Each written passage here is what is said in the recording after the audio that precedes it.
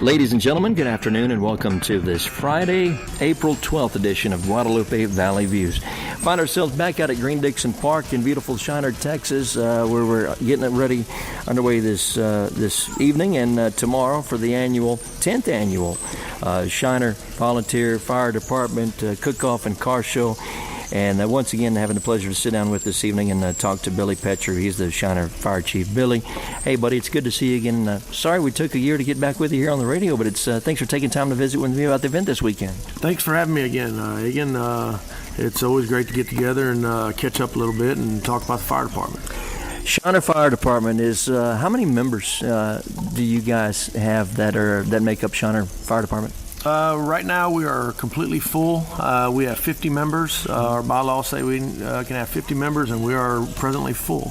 That's good. Yeah, good. We have good community support with our membership, and as well as general help with the community. So it's a good place to live.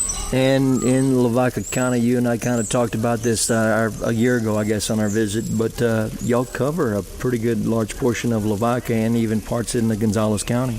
Yes, our fire district actually goes just east of Weed, and we come all the way down almost into Midway area, all the way back up towards the county line on Gonzales.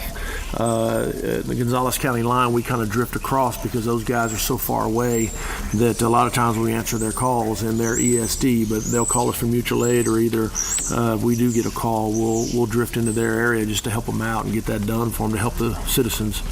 Do a lot of mutual aid with not only Gonzales but all the neighboring fire departments, I find. Is that kind of what happens in some of the bigger situations? Yeah, it is. Even in some not so big situations, it's one of those deals where you just kind of help your neighbor and do the best you can. Sometimes, you may find that one of the neighboring departments on their volunteer side don't have the resources, depending on certain part and times of the day or months that people are either off doing their things other than volunteering, and they need some help. So we'll go out and give them a hand and get it done. We're supposed to be talking about all the fun this weekend, and the drought report came out. I know you've probably seen that and looked in some areas further, I guess, south of here more, that they would be in the Nueces River Basin. They are, they're drier than we are, but I'm sure one of the biggest concerns that you're looking at right now is with all the vegetation from all the rain that we've had this winter, for that to be kind of drying out. Is that a big concern for you guys this time of year? Yes, it is. You always worry when you have a good rains during the winter season. You do get a lot of those winter grasses that grow tall, and then typically when the spring comes, if you don't have a real wet spring, they start to dry, and that's kind of what we're experiencing right now. We did have a little rain this week, but prior to that, we've already starting to show cracks in the ground and everything. So everything's kind of drying up. Winter grasses are dying off, and if we don't get a lot of rain to get some of those springtime grasses coming along, we're gonna have a pretty active fire season early summertime. Recommendations for those neighbors who may or may not be burning or not burning on purpose. I mean, that's some things that we look at and say, oh, that's simple, or that'll never happen to us. But like you've told me before, every fire starts out pretty small, and there's some safety things there too, like just having a fire extinguisher handy, whether it's on your farm implement or in your pickup or whatever. Yeah, that's exactly right. If you can keep a fire extinguisher nearby, especially on your round balers and that kind of stuff, when those guys go to baling and cutting and all that kind of stuff, and on their tractor. Not only that, if you can have even these guys are burning and trash at the house, and just have a water hose close by, because sometimes you have a spot that's as big as a 5-gallon bucket start. You can knock it down, you're good to go. But if you let the wind catch it and it takes off, next thing you know, a little 10 by 10 area turns into 10 acres and 100 acres, and then we're scrambling. Unfortunately or fortunately, however you look at it, with the volunteer organizations, it takes time for us to get to the station and that kind of stuff. So our wildland, we're actually do a pretty good job of, our average acreage burnt is probably less than 2 acres on a grass fire, so which is pretty good in our area. So look at that too. You get some winds that pick up, and that can carry that a long way, especially and it seems like a longer time, I guess, especially if I'm the one that out there and I started the fire and I'm waiting on you guys to get there. It may seem longer than in reality what it is, but when you have a good wind blowing, whether it be from the north, south, east, or west, and that thing's taking off and you're watching that fire burn, I mean, going to a structure, and we just can't thank you guys enough for all the service and stuff that y'all do. And if anybody has any questions, before we get in, like I said, the Cookoff this weekend in car show, has any questions or maybe want to second guess themselves, can they get in touch with their local fire department or you and ask about if they should light something or not? Absolutely. Yeah. They can give me a call, or they can email me at firechief@shinertexas.gov, or they can call the city and ask, and they'll give them my number, and we can we'll go from there. I'd be more than happy to come out and look at something. I'd rather be proactive than reactive on any of that type of stuff. So yeah, absolutely. Well, and that's what I mentioned, and that's if you're in the Shiner area. But again, if you're listening to this, contact your local fire chief or your local municipality. They will point you in the right direction, because we'd rather play it safe than not. And fire out here that's a good fire this weekend, the one that's in the pits. We're talking about the 10th annual, is that right? 10th annual. My goodness, 10th annual Shiner Fire Department Cookoff and Car Show. 10 years ago when the idea from this started till today and this weekend, it has grown and really been a successful event year after year despite the weather conditions. Yeah, absolutely. We've started off with about 15 cookers the first year, and now we average about 50 to 60 cookers every year, and which is a great crowd. You don't want to it gets too big, it gets to be work. We're out here to have a good time. Always having our cooks meeting. That if you're super serious and want and you're gonna get angry if you lose, you're probably at the wrong cook-off, because we got to come out here and just have a great time, have a real good time with everybody, and laugh and joke. And so it's all about having fun and making a little money for the fire department. And that's what we wanted to get to earlier. What I mentioned is it all volunteer, the Shiner Fire Department? Yes, sir. Yes, it is. All 50 members are volunteers. So how's funding come in? I mean, I know you get a little help sometimes from other organizations, but not by a whole lot. And this actually helps the fire department. Is this the only fundraiser that you have there? I know there's a couple others. Yeah, we do have a barbecue and a gun raffle once a year, and we have this as a fundraiser. So we have two main fundraisers a year, and it's fully volunteer funded. People will give us donations. Here we've had a radio fund recently in town. We're in need of handheld radios. The ones that we have are over 20 years old, and communication is key in our business when we're on fire scene, and we can't thank the citizens in Shiner and the surrounding area enough. Our first goal, 1/3 of what we need to be, is about $25,000 to get started, and they've just went over and above. People donate money to us to help us achieve that goal and order the first 10 radios. So yeah, like I said, we're very blessed in our area to be, and all of our local volunteer firefighters to have what we have with our citizens that we help protect. They're very generous to us. Yeah, that's what I was going to try to ask that earlier before we got into the event, because I know that a lot of these smaller communities do have volunteer organizations. A lot of it is funding, and you get some of it through grants, but a lot of it is just from your neighbors, pitching back in. And you hope that the big red trucks never show up, but boy, you're glad when they do, and you're glad to have y'all here. And if someone would like to volunteer or not so much to donate, I should say, to the fire department, how can they do that, especially to this radio program? They can get on our ShinerVFD.org website, or they can call the city, and the city will take the donations and put it in my mailbox there at the City Hall. All right, fair enough. Let's talk about the fun stuff this weekend.